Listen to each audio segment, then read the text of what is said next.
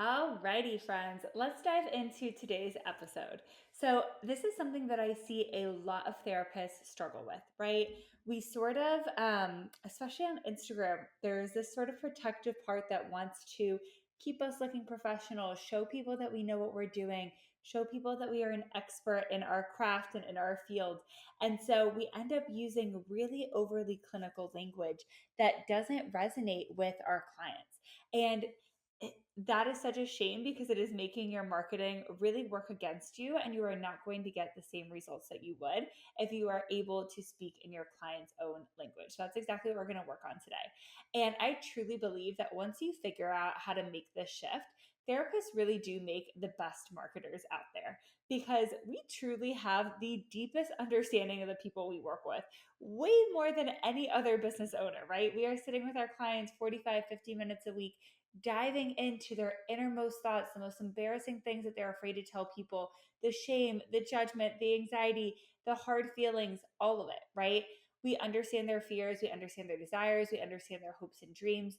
And so, marketing is really just about communicating these things and sort of reflecting what we're hearing our clients say back to them in our content. And so, I think that as therapists, we are trained to speak in like academic terms or diagnostic or clinical or professional terms. And that's great for your notes, right? That might even be okay for like a networking meeting, but it does not work for your marketing, right? And you probably don't talk like that in session either, right? You know that you need to get on your client's level and speak in plain English. And that is exactly what we are going to learn to do in our marketing today. Um, because when we can do that, when we can talk using the same words we hear our clients use, that is what's going to help people feel seen, validated, connected to you. It's going to help them like see themselves in the content you're sharing. And yeah, it's just going to make all the difference to really, really shift that. So, I want to talk about client facing language, right? These are the words that you hear clients use in session. So, some clients might use clinical words like anxiety, right? Or depression or trauma. And some people might say things like overthinking, or it's hard to get out of bed, or, I had a difficult childhood. And it is really important to listen and to use the words that your clients are using in that marketing. Right. And I know that that comes naturally for a lot of us in session because we have done tons and tons of role plays to practice those reflective listening skills. But it can feel a little bit trickier to actually do that in your marketing. And I think that the reason why is that it really comes down to this need to sort of let go of that professional, like, boundary or barrier or facade. And I think that a lot of therapists are afraid of losing credibility when we do that in our marketing because marketing is so forward facing, right? When we're in a one on one session with somebody, it's okay. We know that we're building rapport. We know that we're helping them. We know that we're using their exact words, so they're not going to judge us for it. But marketing, especially on Instagram, is really forward facing, right? And you are putting yourself out there, you are showing yourself, your full self, to potential clients, to existing clients, to other professionals in your network, to family, to friends. And so, you know, really taking off that like authority hat, honestly, and allowing yourself to be a relatable person and to say things like a normal human being can be really, really difficult. But you can do this, right? The same way that you've learned to sort of practice that reflective listening skill in session. It's a muscle. We can learn how to practice that outside of session, and it will get easier and easier in time. And this is something that we work on a ton inside of my VIP coaching community for therapists and PPA, because it is like the biggest difference maker, right? It is the biggest change that you can make that will make your marketing resonate without having to create more content or be more places or do more things or do things differently, right? We just really need to get clear on that language.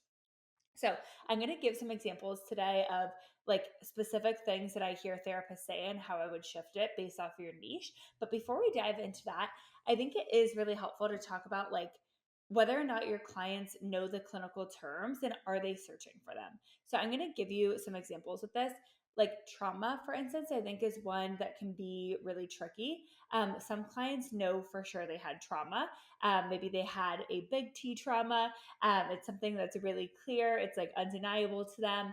And, maybe they've been in trauma therapy for a long time and they're looking for something specific like EMDR to, try and do things differently. If that is the case for your clients, if they are coming to you and in an intro call, they are saying, I experienced trauma, I want to work on my trauma, then we want to use the word trauma in your marketing, right? But let's say that instead they are somebody who's experienced little t trauma, right? Maybe they had parents who like put a lot of pressure on them or didn't listen to them a lot growing up or were neglectful of their emotional needs. If they're not calling that trauma, if that's something they do not have awareness of in that first session with you, we do not want to call it trauma on Instagram, right?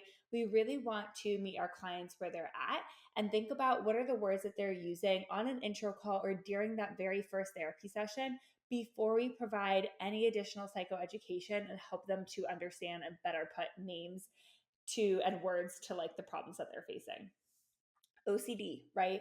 Maybe your clients know that they have OCD. Maybe that's something they've been diagnosed with previously, or they've done a lot of research on TikTok, Instagram, ChatGPT, whatever.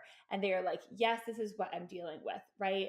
Maybe they're looking for something specific like ERP, or maybe they've tried ERP and hated it. And they're like, I want to treat this without ERP. I want to do ICBT. Somebody recommended that to me, right? If that is the case, we want to use those terms in your marketing if that's what you're hearing from folks. Now, if your clients are oftentimes not knowing they have OCD and maybe they have been told it was anxiety in the past and they are not making that connection, we do not want to create a bunch of content about OCD and calling it OCD because it's not going to land with people, right? Instead, we want to give examples and show them, who we help and who we work with without having to like diagnose people on the internet or have them like come to terms with that diagnosis before they're even allowed to reach out to you. Attachment, right? I think this is super popular. It's really trendy now. A lot of folks know what attachment is. If that is the case for your people, go ahead, feel free to talk about it. If your clients are like, I've never heard of attachment, what's that? We probably don't want to use it in your marketing, right? So just something to sort of keep in mind with who you're working with. Depression, I think, is another tricky one. Oftentimes I've seen a lot of clients on my caseload have anxiety and depression, but it feels a lot easier for them to name it as anxiety. And there's a lot more shame that we have to work through when actually starting to name it as depression as well for the first time. And so, I work with a lot of clients who have both anxiety and depression, but I mostly just talk about anxiety on my Instagram page. When I do talk about depression, it's usually about like myself and, kind of coming out of that period of time where I've also struggled with depression, right? And I think that that's just like important to know again for your clients. Like, are they naming it? Is that what they're saying when they come in? Or are they maybe like a little embarrassed by that or feel a little bit of shame towards it and it's easier to name the anxiety? Then I probably wouldn't talk a lot about depression or call yourself a depression therapist or something like that, right? So these are just some examples of areas where I see people get tripped up often. But let's dive in and give some really specific niche examples. I'm going to use language that maybe people would say on their Instagram bio or in an introduction post, even on an intro call, or like an about blurb on your website. And we are going to give the old version that is like too clinical, too therapy jargon, and then we are going to rewrite it and make it more personal and client centered. So, a trauma therapist might say something like, I help clients address unresolved trauma stored in the nervous system through a somatic and attachment based lens. Here's how I would probably reword that to be a little bit more client facing. So, I help millennial women who've been through hard things find joy again. Right. And so that's for the trauma therapist who maybe is dealing with little t trauma and their clients do not know that they have experienced trauma. They do not know that they want a somatic intervention, right? If those are things that your clients are not coming to you and asking for on an intro call, we are wasting really valuable time talking about that in our marketing. Okay, now let's say a couples therapist, right? Might say something like, I help you improve your communication patterns and increase emotional attunement between partners. I do not know about you. I have referred a lot of my individual clients to couples therapy, and I have never heard somebody say that they wanted to be more emotionally attuned to their partner.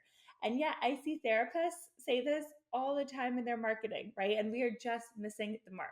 So, here's how I would sort of rephrase this. Stop having the same fight over and over again so you can actually feel close to your partner, right? That is something that I hear a lot from folks. Like, we just keep on having that same fight over and over and over. Or, we used to feel so close in the beginning of our relationship and I want to get back to that place. That's what we want to communicate, right? We want to listen. What are the needs that they are saying? What are the things that they're saying that they're wanting? And how can we reflect that back to them in our marketing? An EMDR therapist might say, I use EMDR to reprocess distressing memories and reduce trauma related symptoms. Now, let's say that your clients are actively seeking out EMDR and they know that EMDR is like what they are looking for their trauma. They know they have trauma. I might say something like, finally heal from your trauma, right? I might say something like, if talk therapy hasn't helped your trauma feel any less intense, EMDR, right? And kind of like give people the spiel on EMDR. But I would make that contrast between talk therapy and EMDR really being that game changer for them. There, I think it's really important to name trauma, to name EMDR the intervention if that is what they are actively seeking help for. Now, another like trauma example, I hear a lot of trauma therapists, especially like trauma therapists for moms, say things like helping cycle breakers stop the intergenerational trauma, right? Or stop the generational trauma. And I just don't hear that many people talking like that in real life. I think that the word cycle breakers can tend to be really overused by therapists as well as generational trauma. And so the things that I hear moms say more often is like, I want to parent my kids differently, or maybe heal from your shit so your kids don't end up with the same trauma that you did, or unpack your trauma so you can parent your kids differently, right? We kind of want to instead speak to that idea of like, you're wanting to do the work on yourself so you do not mess up your kids in the way that you were messed up. That is what I hear from a lot of folks who are like doing that cycle breaking work, right? I think that that's also such a good example of like, it's probably little t trauma that they're trying to avoid for their kids, but they're wanting to do the work. So they may not be even calling it trauma at that point. All right, let's do some more examples. So maybe a perinatal therapist might say, I specialize in perinatal mood and anxiety disorders, helping parents adjust to new roles. Fine, but I think it could be better to say super simply, helping anxious new moms, right? Or I help new moms feel like themselves again, even in the middle of sleepless nights and constant spit up, right? How can we instead say, what are people saying, right? Again, like I have a lot of girlfriends who become moms recently. I've never heard somebody say, like, I'm dealing with a perinatal mood and anxiety disorder, or I'm having trouble adjusting to the new roles, right? They're like, I don't feel like myself again, or I'm so anxious now that I'm a new mom, or like it's hard for me to imagine feeling like normal because I can never get any sleep, right? Like that is what we want to reflect back in the marketing. All right, last one. An OCD therapist might say something like, I use exposure and response prevention to help clients reduce compulsive behaviors. Now, I might change this and say something like, helping exhausted men break free from the endless just one more check cycle so you can get your life back, right? That might be an example if your clients do not know that they have OCD. We might name it as just one more check cycle, right? If that's kind of what they're saying. Or let's say that your clients know that they have OCD. Maybe you say something super simple, help men break free from OCD. Or let's say that they know they have OCD, they've tried ERP in the past and they hated it, and you do ICBT. Maybe you say something like, be OCD without the exposures, right? So we really want to know, like, what is it that your clients are thinking? What is it that they are saying in that very, very, very beginning of treatment? In the very beginning, on the intro call, in that initial email from Psych Today or from the form on your website, when they're reaching out, we really want to pay attention and do a lot of listening there. And if we can do this, right, it will make all of the difference. This is my favorite work to do with therapists inside of Private Practice Academy, is really talk through like, what are you hearing your clients say and how can we implement that into your marketing? Because when you do something is really going to unlock, and your people, right, like who are coming across you, whether that's on Instagram, your website, Psych Today, they're going to say, like, this is exactly what I'm feeling. I need to work with this therapist, right? And that is what's going to show them that you are the best therapist to help them. Not the fancy words, not the rhetoric, not the, different modalities you're trained in. Oftentimes clients don't know or care about those. What they want is to feel seen, heard, validated.